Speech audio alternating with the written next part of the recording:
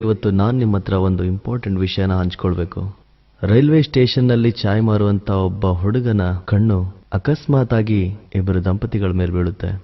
ಆ ದಂಪತಿಗಳು ನಿಧಾನವಾಗಿ ಹೋಗ್ತಾ ಇರ್ತಾರೆ. ಪತಿ ತನ್ನ ಪತ್ನಿಯ ಕೈ ಹಿಡ್ಕೊಂಡು ನಿಧಾನವಾಗಿ ಅವಳನ್ನ ರೈಲ್ವೆ ಸ್ಟೇಷನ್ನ ಒಂದು ಬದಿಯಲ್ಲಿ ಕರೆದುಕೊಂಡು ಹೋಗ್ತಾ ಇರ್ತಾರೆ. ದೂರದಲ್ಲಿ ಎಲ್ಲೊಂದ್ ಕಡೆ ಸ್ಥಳನ ನೋಡಿ ಇಬ್ರು ದಂಪತಿಗಳು ಕೂತ್ಕೊಂತಾರೆ. ಅದೇ ಸಂದರ್ಭದಲ್ಲಿ ಆ ಕಡೆಯಿಂದ ರೈಲು ಬರುವಂತ ಸೂಚನೆ ಸಿಕ್ಕ ತಕ್ಷಣ ಚಾಯ್ವಾಲಾ ಹುಡುಗ ತನ್ನ ಕೆಲಸದಲ್ಲಿ ಬ್ಯುಸಿ ಆಗ್ತಾನೆ. ಯಾವಾಗ ಕೆಲಸ ಮುಗಿಸ್ಕೊಂಡು ಆ ಚಾಯ್ವಾಲಾ ಮತ್ತೆ ಅದೇ ರೈಲ್ವೆ ಸ್ಟೇಷನ್ಗೆ ಬಂದಾಗ ನೋಡ್ತಾನೆ ಆ ದಂಪತಿಗಳು ಅಲ್ಲೇ ಕುಳಿತಿರೋದನ್ನ ನೋಡಿ ಆ ಹುಡುಗ ಏನೋ ಯೋಚನೆಯಲ್ಲಿ ತೊಡಗ್ತಾನೆ. ಮತ್ತೆ ತನ್ನ ಕೆಲಸದಲ್ಲಿ ತಾನು ಬ್ಯುಸಿಯಾಗಿ ತಡರಾತ್ರಿವರೆಗೂ ಅಲ್ಲೇ ಕುಳಿತಿರುವಂತಹ ಆ ದಂಪತಿಗಳನ್ನ ನೋಡಿ ಚಾಯ್ವಾಲಾ ಹುಡುಗ ಆ ದಂಪತಿಗಳ ಕಡೆಗೆ ಹೋಗ್ತಾನೆ. ತಾತ, ಬೆಳಗ್ಗೆಯಿಂದ ನೀವು ಯಾಕೆ ಇಲ್ಲೇ ಕೂತಿದ್ದೀರಾ? ನೀವೆಲ್ಲಿ ಹೋಗ್ಬೇಕು ಅಂತ ಕೇಳ್ತಾನೆ.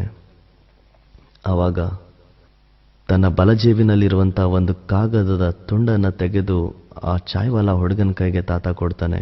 ಮಗ, ನಮ್ಮಿಬ್ರಿಗೂ ಓದಕ್ ಬರಲ್ಲ, ಇದರಲ್ಲಿ ದೊಡ್ಡ ಮಗನ ಅಡ್ರೆಸ್ ಇದೆ. ನನ್ನ ಚಿಕ್ಕ ಮಗ ಹೇಳಿದ್ದ, ಒಂದು ವೇಳೆ ಅಣ್ಣ ನಿಮ್ಮನ್ನ ಕರೆದುಕೊಂಡು ಬರ್ಲಿಕ್ಕೆ ಬಂದಿಲ್ಲ ಅಂದ್ರೆ ಯಾರ ಕೈಲಾದ್ರೂ ಈ ಚೀಟಿನ ಕೊಡು, ಅವ್ರು ನಿನಗೆ ಕರೆಕ್ಟ್ ಆಗಿರೋ ಅಡ್ರೆಸ್ಗೆ ತಲುಪಿಸ್ತಾರೆ ಅಂತ. ಅದನ್ನ ಅತಿ ಉತ್ಸುಕತೆಯಿಂದ ಆ ಚಾಯ್ವಾಲಾ ಹುಡುಗ ಪೇಪರ್ನ ತೆಗೆದು ನೋಡ್ತಾನೆ.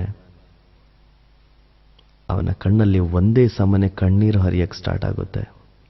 ಆ ಕಾಗದದಲ್ಲಿ ಏನ್ ಬರ್ದಿರುತ್ತೆ ಗೊತ್ತಾ? ನೀವು ಯಾರೇ ಆಗಿರಿ, ದಯವಿಟ್ಟು ಇವರಿಬ್ಬರನ್ನ ನಗರದ ಯಾವುದೇ ವೃದ್ಧಾಶ್ರಮದಲ್ಲಿ ಭರ್ತಿ ಮಾಡಿ, ನಿಮ್ಮಿಂದ ದೊಡ್ಡ ಉಪಕಾರ ಆಗುತ್ತೆ ಅಂತ ಬರೆದು ಕಳಿಸಿರ್ತಾರೆ.